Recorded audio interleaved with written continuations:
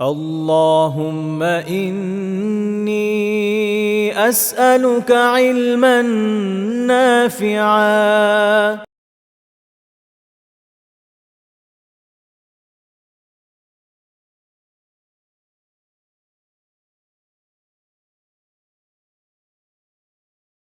وعليكم ورحمة الله وبركاته.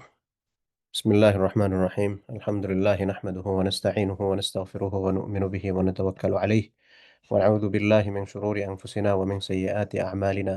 من يهده الله فلا مضل له ومن يضلله فلا هادي له، ونشهد أن لا إله إلا الله وحده لا شريك له، ونشهد أن محمدا عبده ورسوله. أما بعد، فأعوذ بالله من الشيطان الرجيم. بسم الله الرحمن الرحيم.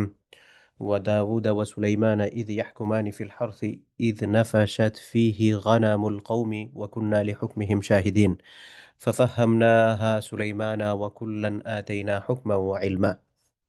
আল্লাহ সুবহানাহু ওয়া তাআলার দরবারে আমরা অসংখ্য গণিত শুকরিয়া আদায় করছি। আল্লাহ সুবহানাহু ওয়া তাআলা আমাদেরকে দারসুল ইমানের আরেকটি হালাকা কন্টিনিউ করার তৌফিক দান করছেন এবং আমাদেরকে এখানে উপস্থিত হওয়ার তৌফিক দান করেছেন এবং আমাদের জীবনের শুরু থেকে নিয়ে একেবারে শেষ পর্যন্ত জীবনের পরতে পরতে আল্লাহ তাআলার যে অজস্র অসংখ্য গণিত নিয়ামত, সেই সকল নিয়ামতকে সামনে নিয়ে আমরা আল্লাহ তাআলার দরবারে শুকরিয়া আদায় করছি। আল্লাহ তাআলার দরবারে আল্লাহ তাআলার শানে তার প্রশংসা আদায় করে পড়ছি আলহামদুলিল্লাহ। আমাদের পক্ষ থেকে অসংখ্য গণিত দুরূদ ও সালাম আমাদের প্রিয় নবী মুহাম্মদ সাল্লাল্লাহু আলাইহি ওয়াসাল্লামের প্রতি, তার সম্মানিত পরিবার পরিজনের প্রতি, সাহাবায়ে কেরামের প্রতি। সম্মানিত দিনী ভাই বোনেরা, আমরা ঈমান বির রসুলে রসুল অধ্যায় অর্থাৎ নবী রাসূলদের প্রতি আমাদের বিশ্বাস কেমন হবে সেই অধ্যায়ে নবীদের জীবনী নিয়ে কথা বলছিলাম, যে সকল নবীদের কথা কোরআনুল কারীমের মধ্যে মেনশন রয়েছে। তো যে সকল নবীদের কথা কোরআনুল কারীমে মেনশন রয়েছে, আমরা হযরত দাউদ আলাইহিস সালামের জীবনী নিয়ে আলোচনা করছিলাম গত পর্বে। দাউদ আলাইহিস সালাতু ওয়াস সালামের কৈশোর এবং যৌবন জীবনের সাথে সংশ্লিষ্ট যে সকল ঘটনাগুলো আছে, সেই সকল ঘটনাগুলো ইতিমধ্যেই আমি আপনাদের সাথে শেয়ার করেছি। আজকে আমরা দাউদ আলাইহিস সালামের অবশিষ্ট জিন্দেগীর অংশটুকু নিয়ে কথা বলার চেষ্টা করব। এই অংশে আমরা দাউদ আলাইহিস সালাতু ওয়াস সালামের সিফাহ বা বৈশিষ্ট্য, গুণাবলী এগুলা নিয়ে আমরা কথা বলব, আল্লাহ তাআলা প্রদত্ত। আর হচ্ছে দাউদ আলাইহিস সালাতু ওয়াস সালামের জিন্দেগীর সাথে সংশ্লিষ্ট কিছু গুরুত্বপূর্ণ ঘটনা আমরা কোরআন কারিমে যেগুলো আলোকপাত করা হয়েছে আরকি, এই সকল বিষয়ে আমরা কথা বলি। তারপর ইনশাআল্লাহ দাউদ আলাইহিস সালাতু ওয়াস সালামের জিন্দেগী সম্পর্কে কথা আমরা শেষ করব। গত পর্বে আমরা বলেছিলাম যে দাউদ আলাইহিস সালাতু ওয়াস সালামের সাথে যে লড়াই হয়েছিল কওমে আমেলেকার, সেখানে যে জালুতের সাথে দাউদ আলাইহিস সালাম তালুতের পক্ষ হয়েছিলেন, এই সকল বিষয় আমি অলরেডি মেনশন করেছি। তো দাউদ আলাইহিস সালামের যে বৈশিষ্ট্যসমূহ নিয়ে যদি কথা আমরা বলি, যে আল্লাহ সুবহানাহু ওয়া তাআলা দাউদ আলাইহিস সালামকে কি সকল বৈশিষ্ট্য দিয়ে বৈশিষ্ট্যময় করেছিলেন, তোর মধ্যে ১ নাম্বার ছিল যে আল্লাহ সুবহানাহু ওয়া তাআলা দাউদ আলাইহিস সালাতু ওয়াস সালামকে ২ ধরনের শক্তি প্রদান করেছিলেন।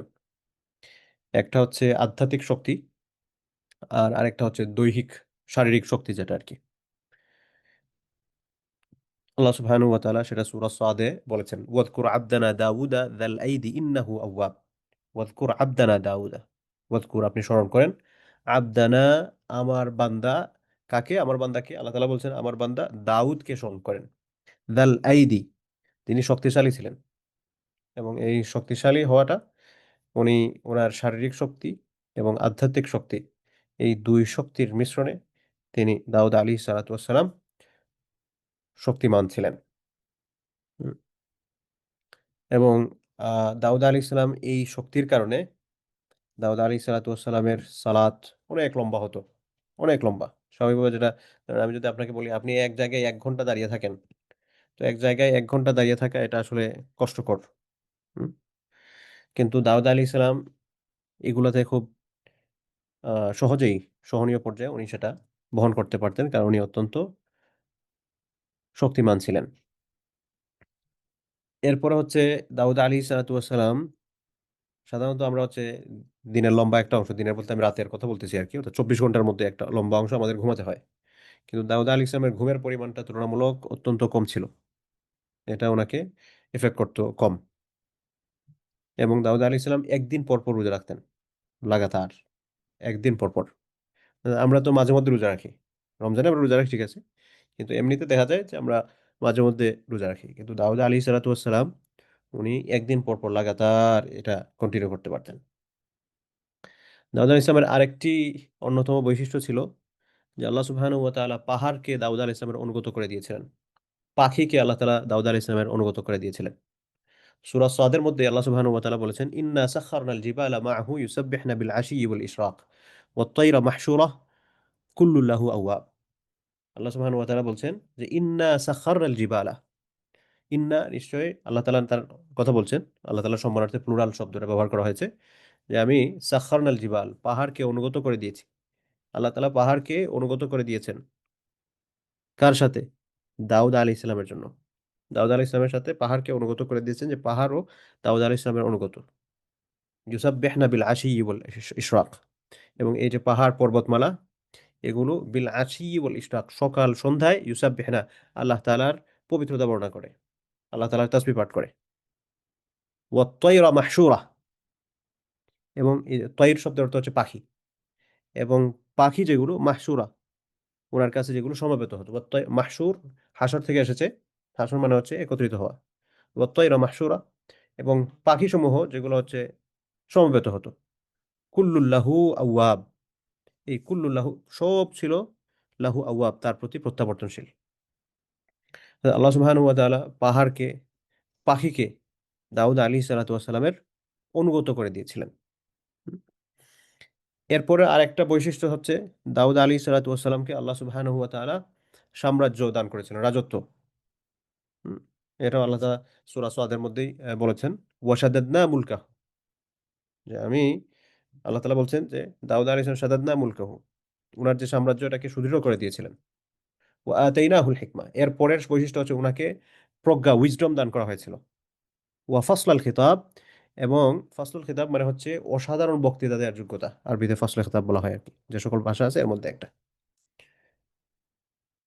খুব সুন্দর কথা বলা, খুব সুন্দর করে আলোচনা প্রেজেন্ট করা। এটা দাউদ আলাইহিস সালামের অন্যতম একটা বৈশিষ্ট্য ছিল। তাইলে সো ফার আমরা ৫ টা বৈশিষ্ট্যের কথা বললাম। ১ নাম্বার হচ্ছে দাউদ আলাইহিস সালামকে আল্লাহ সুবহানাহু ওয়া তাআলা শারীরিক এবং আধ্যাত্মিক শক্তিতে বলীয়ান করেছিলেন। ২ নাম্বার হচ্ছে পাখি এগুলা তার অনুগত ছিল। ৩ নাম্বার হচ্ছে তাকে সুদৃঢ় সাম্রাজ্য প্রতিষ্ঠা করে দেয়া হয়েছিল। ৪ নাম্বার হচ্ছে উনাকে ডিপ উইজডম দান করা হয়েছিল। ৫ নাম্বার হচ্ছে অসাধারণ বক্তৃতা করা, অসাধারণ কথা বলার যোগ্যতা তাকে দান করা হয়েছিল। এগুলো সবকিছু কোরআন কারীমের মধ্যে মেনশন করা হয়েছে। এরপরে ৬ নাম্বার হচ্ছে আল্লাহ সুবহানাহু ওয়া তাআলা দাউদ আলাইহিস সালাতু ওয়াস সালামের জন্য লোহা আছে না? লোহাকে তিনি সফট বানিয়ে দিতেন, নরম করে দিতেন। কেন করতেন? আল্লাহ তাআলা বলছেন সূরা সাবাতে যে, "ওয়ালাকাদ আতাইনা দাউদা মিন্না ফাদলা ইয়া জিবালু আউবিবি মা'হু ওয়াত-তায়রা ওয়া আলান্না লাহুল হাদিদ আন ই'মাল সাবিগাতিন ওয়া কদ্দির ফিস সারদি ওয়া'মালু সালিহান ইন্নী বিমা তা'মালুনা বাসীর।" দাউদ আলাইহিস সালাতু ওয়াস সালাম তিনি মূলত হচ্ছে ওই যে লোহা নিয়ে যারা কাজ করেন, লোহা দিয়ে বিভিন্ন কিছু যারা নির্মাণ করেন, তন্মধ্যে দাউদ আলাইহিস সালামের পেশাও এটা ছিল। দাউদ আলাইহিস সালাতু ওয়াস সালাম এটা করতেন। হুম? আমরা অনেক সময় বলি না যে কর্মকার, এটা আরকি। তো আ এমনিতে হচ্ছে কর্মকার বা অনেকে কামার বলে থাকেন, এবং এগুলোকে অনেকে একটা ডাউনগ্রেডের জব মনে করেন। আসলে এরকম না। সব কাজকেই মূল্যায়ন করা, এবং ওই দাউদ আলাইহিস সালাতু ওয়াস সালাম উনি এটা হচ্ছে এই লোহার কাজ করতেন। লোহা দিয়ে বিশেষ করে হচ্ছে বর্ম বানানো। বর্ম আপনারা তো অনেকেই বুঝতে পারেন। শত্রুর আঘাত শরীরের মধ্যে যাতে সরাসরি না লাগে সেজন্য একটা সেফগার্ড তৈরি করা আরকি লোহা দিয়ে। এই ধরনের কাজগুলো দাউদ আলাইহিস সালাতু ওয়াস সালাম করতেন। এবং উনি যখন আ রাজত্বর মালিক হলেন, রাজত্বর যে দায়িত্ব তার, রাজা যখন হলেন, রাজার দায়িত্ব পাওয়ার পরেও তিনি এই কাজটাই করতেন। এবং উনি যে রাষ্ট্রীয় যে তহবিল আছে, এই রাষ্ট্রীয় তহবিল থেকে কোন প্রকার উনি কোন খরচ নিতেন না। কোন প্রকার কোন খরচ নিতেন না। বরং উনি নিজে ইনকাম করে এই ইনকামের যে অ্যামাউন্টটা আসতো সেখান থেকে তিনি ব্যয় করতেন। তো এই কাজ করতে গিয়ে আল্লাহ সুবহানাহু ওয়া তাআলা লোহাকেও তার বলা যায় অনুগত করে দিয়েছিলেন। সাধারণত আমরা দেখা যায় লোহা দিয়ে কোনো কিছু বানাতে হলে এটাকে আগুন দিয়ে পুড়িয়ে তারপরে এটাকে অনেক বেশি এটার উপর বাড়াবাড়ি করতে হয়। তারপর একটা শেপ তৈরি হয়। কিন্তু দাউদ আলাইহিস সালাতু ওয়াস সালামের জন্য এটাকে নরম করে দেয়া হয়েছিল। ধরেন আটার খামির যেরকম, আটার খামির নরম থাকে, এটা দিয়ে আপনি যা ইচ্ছা সেটাই তৈরি করতে পারেন। এরকম দাউদ আলাইহিস সালামকে আল্লাহ সুবহানাহু ওয়া তাআলা লোহাকে সেভাবে বানিয়ে দিয়েছিলেন যে লোহা দিয়ে তিনি যেটা ইচ্ছা সেটাই যাতে সহজে বানাতে পারেন, এই ক্ষমতা, এটা একটা মুআজিজা ছিল দাউদ আলাইহিস সালামের জন্য। এরপরে দাউদ আলাইহিস সালামের আরেকটা বৈশিষ্ট্য হচ্ছে উনি রাসূল ছিলেন। ওনার কাছে আল্লাহ সুবহানাহু ওয়া তাআলা আসমানি কিতাব দিয়েছেন। নবী এবং রাসূল দুইটা টার্মিনোলজি, এটার ব্যাখ্যা নিয়ে আমরা আলোচনা করেছি অনেক আগেই, যে সকল রাসূলগণ নবী, কিন্তু সকল নবীগণ রাসূল নয়, একটু পার্থক্য আছে। হুম? এবং যদিও এটার মধ্যে নবী এবং রাসূলের যে ডেফিনেশন, এই ডেফিনেশনটা কি, এটার মধ্যে উলামা যারা আছেন তাদের মধ্যে বিভিন্ন গবেষণা, ভিন্ন ভিন্ন গবেষণা আছে। তো তোর মধ্যে একটা গবেষণা হচ্ছে এরকম যে নবীরা হচ্ছেন যারা আল্লাহ তাআলার পক্ষ থেকে পৃথিবীতে মানুষকে পথ প্রদর্শন করার জন্য এসেছেন, তবে নতুন কোনো শরীয়ত নিয়ে আসেন নাই। আগের নবীর শরীয়তকে, আগের যিনি ছিলেন উনি যে শরীয়ত নিয়ে এসেছেন, এই শরীয়তকে আরো বিস্তৃতভাবে প্রচার করার কাজ নিয়ে তিনি এসেছেন। আর রাসূল হচ্ছেন তারা যারা হচ্ছে নতুন নতুন শরীয়ত নিয়ে এসেছেন, যে একটা শরীয়তের বা একটা ইসলামিক জুরিসপ্রুডেন্স যেটা আছে আর কি, জুরিসপ্রুডেন্স এর টাইম যেটা শেষ হয়ে গেছে, নতুন আরেকটা জুরিসপ্রুডেন্স যার মাধ্যমে এসেছে, নতুন রিসালা, নতুন শরিয়া যাদের কাছে এসেছে তাদেরকে রাসূল বলা হয়। তো দাউদ আলী সালাতাম উনি রাসূল ছিলেন। ওনাকে আল্লাহ সুবহানাহু ওয়া তাআলা আসমানি কিতাব দিয়েছেন। কিতাবের নাম ছিল হচ্ছে জাবুর। আল্লাহ তাআলা কোরআন কারীমের মধ্যে বলেছেন ওয়া আতাইনা দাউদা জাবুরা। আমি দাউদকে জাবুর প্রদান করেছি। হুম। এরপরে ৮ নাম্বার বৈশিষ্ট্যর কথা যদি বলি, দাউদ আলাইহিস সালামের কণ্ঠ অত্যন্ত সুন্দর ছিল। অত্যন্ত সুন্দর কণ্ঠ ছিল। হুম। উনি যখন জাবুর তেলাওয়াত করতেন, তখন মানুষরাই যে শুধুমাত্র বিমোহিত হয়ে শুনতো এরকম না। বরং পাহাড় তো তার অনুগত ছিল, পাহাড় শুনতো। পাহাড়, পাখি, হ্যাঁ? যে আরো যে সকল প্রাণী আছে, এই সকল প্রাণীদের মধ্য থেকে একটা মোটা অংশ তার তেলাওয়াতগুলো শুনতো। বা কোরআন কারিমে মোটা থেকে পাখির কথা মেনশন করা হয়েছে যে ওয়ালাকাদ আতাইনা দাউদা মিন্না ফাদলা ইয়া জিবালু আউবিবি মাহু ওয়াত-তায়রা ওয়া আলান্না লাহুল হাদিদ। তো এইগুলো হচ্ছে দাউদ আলাইহিস সালাতু ওয়াস সালামের আ সাথে সংশ্লিষ্ট তার কিছু বৈশিষ্ট্য যেগুলা কোরআনের মধ্যে মেনশন করা হয়েছে। এবার আসি যে দাউদ আলাইহিস সালামের জিন্দেগির সাথে সম্পৃক্ত কিছু গুরুত্বপূর্ণ ঘটনাবলী। আমরা আগে বলেছি যে আল্লাহ সুবহানাহু ওয়া তাআলা দাউদ আলাইহিস সালামকে সাম্রাজ্য দান করেছিলেন। তো যখন সাম্রাজ্য দান করা হয় তখন সাম্রাজ্যের মূল দায়িত্ব কি? মূল দায়িত্ব হচ্ছে নিরাপত্তা নিশ্চিত করা, ইনসাফ প্রতিষ্ঠা করা। এবং ইনসাফ কিভাবে প্রতিষ্ঠা হবে? ইনসাফ প্রতিষ্ঠা হবে হচ্ছে ন্যায় বিচারের মাধ্যমে। বায়াসড কোনো জাজমেন্টের মাধ্যমে নয়, বরং সত্যিকার অর্থে ন্যায় বিচারের মাধ্যমে। তো দাউদ আলাইহিস সালামের ন্যায় বিচারগুলো কেমন ছিল বা এই সংক্রান্ত বিষয়ে কোরআন কারীমের মধ্যে কিছু বিষয় আলোকপাত করা হয়েছে। সূরা আম্বিয়াতে আল্লাহ সুবহানাহু ওয়া তাআলা ইরশাদ করেন ওয়া দাউদ ওয়া সুলাইমান ইয ইয়াহকুমানি ফিল হারসি ইয নাফাশাত ফীহি গনামুল কওমি ওয়া কুন্না লিহুকমিহিম শাহিদিন। আল্লাহ তাআলা বলছেন ওয়া দাউদ ওয়া সুলাইমান, দাউদ এবং সুলাইমান। সুলাইমান কে ছিলেন? উনি দাউদ আলাইহিস সালামের সন্তান ছিলেন। দাউদ আলাইহিস সালামের ছেলে ছিলেন। পরবর্তীতে তিনিও নবী হন। কিন্তু এই ঘটনাটা যখন ঘটে তখন সুলাইমান আলাইহিস সালাম, দাউদ আলাইহিস সালামের ছেলে, উনি তখনও নবী হন নাই।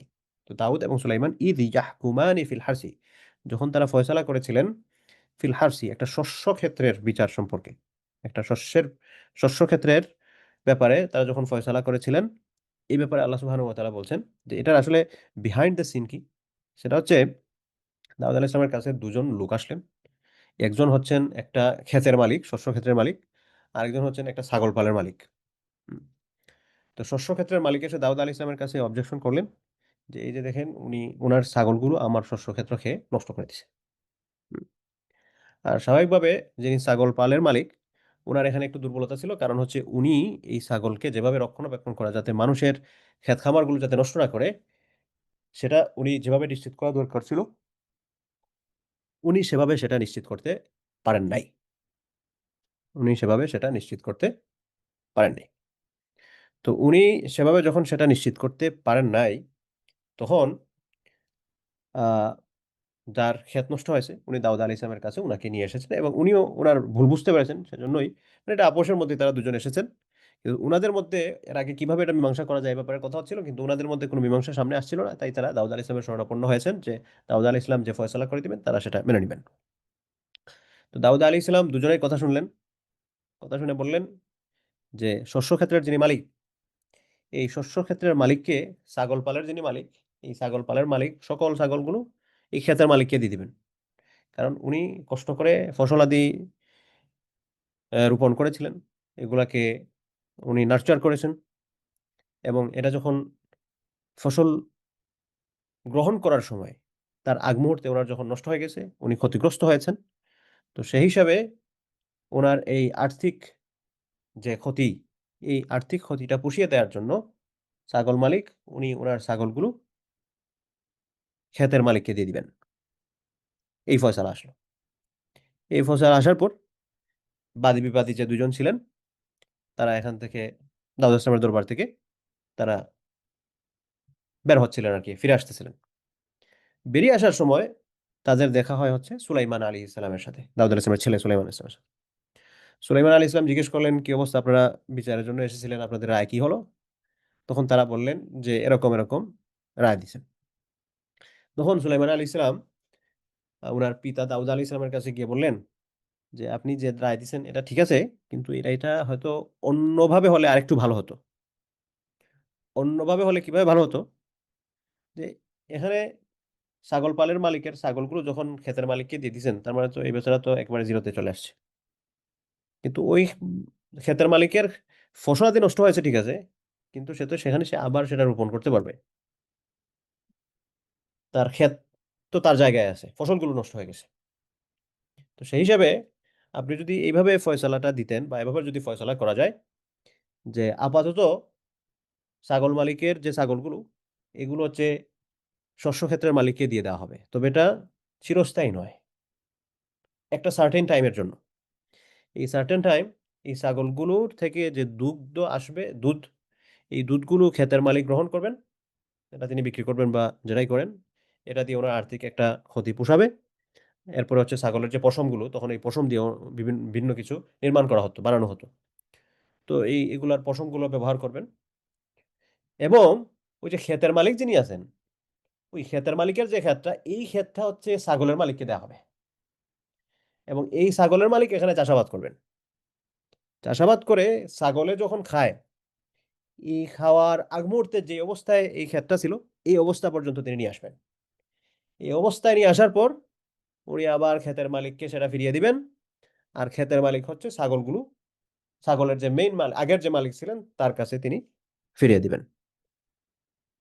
দাউদ আলী সালাতাম দেখলেন যে এটা তো আসলে অত্যন্ত উত্তম পরামর্শ। পরে দাউদ আলী সালাতাম এই পরবর্তী যে ফয়সালা সুলাইমান আলী সালাম যে পরামর্শটা নিয়ে এসেছেন, ওই পরামর্শের ভিত্তিতে উনি এই ফয়সালাটা প্রদান করেন। তো এখানে একটা লেসন হচ্ছে আমাদের জন্য, যে এখানে দাউদ আলী ইসলাম যে রায়টা দিয়েছেন সেটা যে ভুল, বিষয়টা এরকম না। উনি ওনার অবস্থান থেকে রায় দিয়েছেন। কিন্তু অনেক সময় দেখা যায় যে ফ্যামিলির যারা ছোট আছেন, এই ছোটদের মধ্যেও কিন্তু ভালো পরামর্শ থাকে। আমরা অনেক সময় দেখা যায়, এ তো ছোট, এ কি বুঝে, সে কি বুঝে। তো এই যে এ কি বুঝে, এই বুঝটা অনেক সময় অনেকের মাথায় আহ লালন করেন যে ছোট, কে বুঝবে। কিন্তু বাস্তবতা হচ্ছে অনেক সময় ছোটদের মাথায় অনেক ভালো ভালো পরামর্শ থাকে। সেজন্য তাদের পরামর্শগুলো গ্রহণ করা বা তাদের পরামর্শ শোনা, যে আচ্ছা ঠিক আছে, আপনি কি বলতে চান বা তুমি কি বলতে চাও বলো। অনেক সময় দেখা যায় যে বড় যারা সলিউশন যেটা চিন্তা করছেন, সেই সলিউশনের তুলনায় আরো ভালো কোনো কিছু সেটা চলে আসতে পারে। আচ্ছা, এটা গেল দাউদ আলী সালাতামের একটা ঘটনা। আল্লাহ সুবহানাহু ওয়া তাআলা সূরা আম্বিয়াতে এটা মেনশন করেছেন। আরেকটা বিষয় আল্লাহ সুবহানাহু ওয়া তাআলা সেটা সূরা সাদের মধ্যে মেনশন করেছেন, ওয়াহাল আতাকা নাবাউল খাসমি ইয তাসাওয়ারুল মিহরাব إذ دخلوا على داود ففزع منهم قالوا لا تخف خصمان بغى بعضنا على بعض فاحكم بيننا بالحق ولا تشطط واهدنا إلى سواء الصراط। দাউদ আলাইহিস সালামের আরেকটি বিচার কার্যের ঘটনা আমাদের জন্য একটা লেসন হিসেবে আছে। সেটা হচ্ছে, একবার দাউদ আলাইহিস সালামের যে ইবাদতখানা যেটা ছিল, এই ইবাদতখানার মধ্যে বা তার যে মসজিদ ছিল, সেখানে হঠাৎ করে দুজন মানুষ এটার যে দেয়াল আছে, পাঁচিল, এটা টপকায়া ভিতরে গিয়ে প্রবেশ করছে। হঠাৎ করে বাইরে থেকে কেউ দেয়াল টপকায় যখন ভিতরে লাফ দিয়ে ধুম করে পড়ছে ধরেন, এটা স্বাভাবিকভাবে ভিতরে যিনি আছেন উনি তো একটু ঘাবড়ে যাবেন, আরে কি হয়েছে। তো এখানেও এটা হয়েছে, ফাফাজি আমিন হুম ক্বালু লা তাখাফ খাসমানি বা, তখন দাউদ আলাইহিস সালাম একটু চমকে উঠছেন। তো তারা বলল যে আপনি ভয় পাবেন না, আপনি ভীত হয়েন না, আমরা দুইজন আসলে বিবাদমান পক্ষ, আপনাকে পাইছিলাম না, এই জন্য আমাদেরকে একটা ফয়সালা করে দেন, আমরা একে অপরের প্রতি বাড়াবাড়ি করে ফেলছি, আমাদের একটু ফয়সালা করে দেন। আহ ফাহকুম বাইনানা বিল হক, ন্যায় বিচারটা আমাদের মধ্যে প্রতিষ্ঠা করেন। তাদের ইসলাম বলেন, কি ব্যাপার বলো। তখন তারা মূলত হচ্ছে দুই ভাই। এক ভাই বললেন যে দেখেন, আমার এই ভাই, উনার 99টা দুম্বা আছে, 99টা দুম্বা, 99 শিপস। আর আমার হচ্ছে একটা দুম্বা, কিন্তু আমার ভাই ওই 99টা দুম্বার পর আমার দুম্বাটাও নেওয়ার জন্য ওনাকে দিয়ে দেওয়ার জন্য বলতেছেন, এবং এটার জন্য আমার উপর জোরাজুরি করছেন, আমার উপর জোরাজুরি করতেছেন, আপনি এখন এটার ফয়সালা করেন। দাউদ আলী ইসলাম সাথে সাথেই বললেন, যার 99টা ছাগল দুম্বা যার, বললেন হ্যাঁ, এটা তো কোনোভাবে হতে পারে না, আপনি তো মানে বেইনসাফি করতেছেন, আপনার 99টা দুম্বা আছে, এই 99টা দুম্বা থাকার পর আপনি আরেকজনের আরেকটা দুম্বা নিয়ে নিতেছেন। ওনাকে একটু ধরেন সেমি ধমক বা এই টাইপের করে বলেন, কোনোভাবে এটা করবে না। কিন্তু এরপরেই দাউদ আলী সালাতামের মনে হলো যে এটা আল্লাহ সুবহানাহু ওয়া তাআলার পক্ষ থেকে একটা পরীক্ষা ছিল। কি ধরনের পরীক্ষা? যে আল্লাহ সুবহানাহু ওয়া তাআলা দাউদ আলাইহিস সালামকে বিচার পন্থার যে সঠিক পদ্ধতি, এই সঠিক পদ্ধতিটা দাউদ আলাইহিস সালাম পুঙ্খানুপুঙ্খভাবে অনুসরণ করছেন কিনা সে ব্যাপারে টেস্ট করছেন। এবং সেটা রিয়েলাইজ করার পরপরই দাউদ আলাইহিস সালাম আল্লাহ তাআলার দরবারে সিজদায় লুটিয়ে পড়েন, এবং আল্লাহ সুবহানাহু ওয়া তাআলার কাছে উনি ক্ষমা প্রার্থনা, নবীদের তো কোনো গুনাহ ছিল না, কিন্তু নবীরা আল্লাহর কাছে বেশি ক্ষমা প্রার্থনা করতেন, এবং এই চিন্তা থেকে যে উনি তার বিচারে কোনো ভুল করে ফেললেন কিনা। তবে হ্যাঁ, দাউদ আলাইহিস সালাতু ওয়াস সালাম এটা রিয়েলাইজ করছেন যে উনি যে আম একজনের স্টেটমেন্টের উপর রায় দিয়ে দিছেন, এই রায় দেয়াটা উনার উচিত হয়নি। যদিও এখানে বোঝা যাচ্ছিল যে এটা হচ্ছে ভেরি ক্রিস্টাল ক্লিয়ার, যে একজনের 99টা ছাগল থাকার পর আরেক তার ভাইয়ের আরেকটা ছাগল নেওয়ার জন্য জোরজবরদস্তি করতেছে। কিন্তু এটার পেছনেও কাহিনী থাকতে পারতো, যে ওই একটা ছাগল উনি কেন নেওয়ার জন্য বলতেছে। এমনও হতে পারে যে ভাই হয়তো এটা বিক্রি করে দিছে বা এরকম কোনো কিছু থাকতে পারে।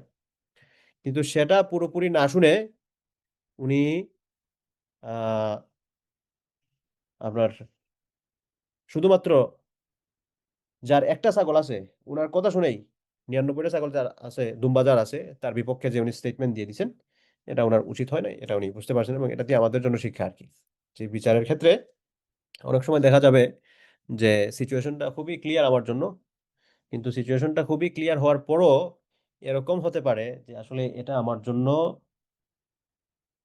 একটা অজানা কোনো কিছু বা একটা ধাঁধার মতো, যে এটার পেছনে কোনো কাহিনী থাকতে পারে। সেজন্য আমি সবগুলা দিক ক্লিয়ারলি শুনে তারপর হচ্ছে আমি আমার রায় দেওয়া, এটা হচ্ছে বিচারকের কাজ। দাউদ আল ইসলামের জিন্দেগি সংশ্লিষ্ট আরেকটা গুরুত্বপূর্ণ ঘটনা হচ্ছে দাউদ আল ইসলামের সময়কার কিছু মানুষ, যারা দাউদ আল ইসলামের মানে উম্মত, মানে দাউদ ইসলামের উম্মত বলতে কি, তারা অনুগত উম্মত ছিল না, বিরোধী তার সময়কাল, দাউদ ইসলামের সময়ের মানুষ কিন্তু তার অনুগত উম্মত ছিল না। এদেরকে আল্লাহ সুবহানাহু ওয়া তাআলা বানর বানিয়ে দিয়েছিলেন। কেন বানিয়ে দিয়েছিলেন? দাউদ আল ইসলাম হচ্ছে ওই বনি ইসরাইলের যে ফ্যামিলি চেইন, এই যেটা ইয়াকুব আল ইসলাম থেকে আসছে, এই চেইনের মধ্যে নবী হিসেবে আসছেন।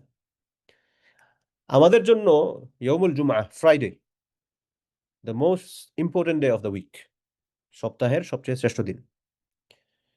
তাদের জন্য ছিল হচ্ছে ইয়মুস সাবতি, শনিবার, এটা সাপ্তাহিক ছুটির দিন, এবং এবাদতের জন্য নির্দিষ্ট পবিত্র এরকম ছিল। এবং ওই দিন মাছ শিকার করা নিষিদ্ধ ছিল, যার ফলশ্রুতিতে মাছগুলো সমুদ্রের একেবারে পাড়ে টাড়ে এসে ভেসে ভেসে বেড়াতো, ভেসে ভেসে বেড়াতো। এখানে কেউ কেউ কাহিনীটা এভাবে বলেন যে দাউদ আল ইসলাম যখন দাউদ সরি জাবুর পাঠ করতেন, তখন মাছরাও এটা শোনার জন্য চলে আসতো। বিভিন্ন বর্ণনায় পাওয়া যায়, কিন্তু এগুলা কিনা আর কি, মানে সোর্সগুলা উইক, প্রশ্নবিদ্ধ। কিন্তু সহিহ সূত্র থেকে যেগুলো পাওয়া যায় সেটা হচ্ছে যে বনি ইসরাইলের যারা মানুষরা ছিল তাদের জন্য শনিবার সাপ্তাহিক ছুটির দিন ছিল, এই দিন মৎস্য শিকার নিষিদ্ধ ছিল। তো সেজন্য মাছগুলা এগুলো ভেসে ভেসে বেড়াতো। কিন্তু যেহেতু মাছগুলা নদীর কাছে চলে আসতো, এখানে তিন ধরনের লোক ছিল। এক ধরনের লোক ছিল হচ্ছে তারা নবীর আদেশের পরোয়া করতো না, না করে হচ্ছে মাছ শিকারে লেগে যেত। নিষিদ্ধ হয়ে যেত, কি হয়েছে, মাছ অন্যদিন পাওয়া যায় না, আজকে তো পাইছি, ধরে নেই। আর একদল ছিল যে তারা বুঝতে পারতো এটা হচ্ছে ব্যাঠিক কাজ হচ্ছে, ভুল কাজ হচ্ছে, কিন্তু তারা এরা ভুল কাজ হচ্ছে দেখেও কিছু বলতো না, নীরব নীরব দর্শক। আর আরেক দল হচ্ছে এটা তারা প্রতিবাদ করতো, বলতো "এই, আল্লাহ না নিষেধ করছেন তোমরা তারপর এটা করতেছো", এটা প্রতিবাদ করতো। তো এইভাবে চলছে, এবং চলতে চলতে তাদেরকে বলা হলো যে তোমরা যদি এগুলো না করো তাহলে কিন্তু শাস্তি আসবে। এই শাস্তিগুলো তারা পরোয়া করলো না, এবং শাস্তিগুলো যখন পরোয়া করলো না, তখন আল্লাহ সুবহানাহু ওয়া তাআলা তাদেরকে বললেন ফাকুলনা লাহুম কুনু কিরাদাতান খাসিঈন। বললাম যে তোমরা নিকৃষ্ট বানর হও, কিরাদাতান খাসিন, মানে শুধুমাত্র বানর না, একদম নিকৃষ্ট বানর হয়ে যাও। এবং এই বানর হওয়ার ক্ষেত্রে যারা আল্লাহ তাআলার আদেশের অবাধ্যতা করেছিল তারা তো বানর হয়েছেই, এর সাথে সাথে যারা নীরব দর্শকের ভূমিকায় ছিল, ভুল বুঝেও যারা ভুল আপনার বন্ধ করার চেষ্টা করে নাই, নীরব, এরাও সেটার মধ্যে অন্তর্ভুক্ত হয়ে যায়। এটা কিন্তু আমাদের জন্য একটা বড় ওয়ার্নিং। আমাদের আশেপাশে যখন নিষিদ্ধ কাজ হয়, তখন আমাদের করণীয় হচ্ছে যে আমরা আমাদের সক্ষমতা অনুযায়ী, সাধ্য অনুযায়ী সেটাকে বন্ধ করার চেষ্টা করা, বা তাকে বুঝায় বলা। আমার শক্তি থাকলে হাত দিয়ে বন্ধ করে দেওয়া, না হয় মুখ দিয়ে বলা, না হয় অন্তর দিয়ে ঘৃণা করা। তো আমি যদি মনে করি আচ্ছা, তারা করতেছে করছে, আমার তাই হয়ে গেছে, এটা আমি করতে পারি না, না হয় ওনাদের উপর শাস্তি আসলে কিন্তু শুধুমাত্র ওনাদের জন্য আসবে না, আমি সহ আসবে। তো সেখানে ওই যে বানর যাদেরকে বলছে, যারা অবাধ্যতা করছে তাদের পাশাপাশি যারা নীরব ছিল তারাও বানর হয়ে গেছে, যারা হচ্ছে শুধুমাত্র প্রতিহত প্রতিবাদ করেছে তাদেরকে আল্লাহ সুবহানাহু ওয়া তাআলা হেফাজত করেছে। এবং এখানে আরো কিছু কথা আছে। ইমাম কাতাদা থেকে একটা বর্ণনা আসছে যে এখানকার যে বুড়া লোক যারা ছিল তারা হচ্ছে শূকর, আর যুবকরা হচ্ছে বানর হয়ে গেছিল, বানর হয়েছিল। আল্লাহু আকবার। উম, এই হচ্ছে দাউদ আলী সালাতু ওয়াসালামের জিন্দেগি সংশ্লিষ্ট কিছু ঘটনা। এবার আসুন যে দাউদ আলী ইসলাম কতদিন পর্যন্ত বেঁচে ছিলেন। দাউদ আলী ইসলাম বেঁচে ছিলেন অ্যারাউন্ড 100 বছর। অ্যারাউন্ড 100 বছর তিনি বেঁচে ছিলেন। তারপর ওনার দুনিয়ার জিন্দেগির সমাপ্তি ঘটে। হুম। এরপরের যিনি নবী আসবেন কোরআন কারিমে মেনশনকৃত দাউদ আলী ইসলামের ছেলে সুলাইমান আলী ইসলাম। আল্লাহ তাআলা তৌফিক দিলেন, ইনশাআল্লাহ আমরা আগামী সপ্তাহে সুলাইমান আলী সালাতু ওয়াস সালামের জীবনী নিয়ে কথা বলার চেষ্টা করব।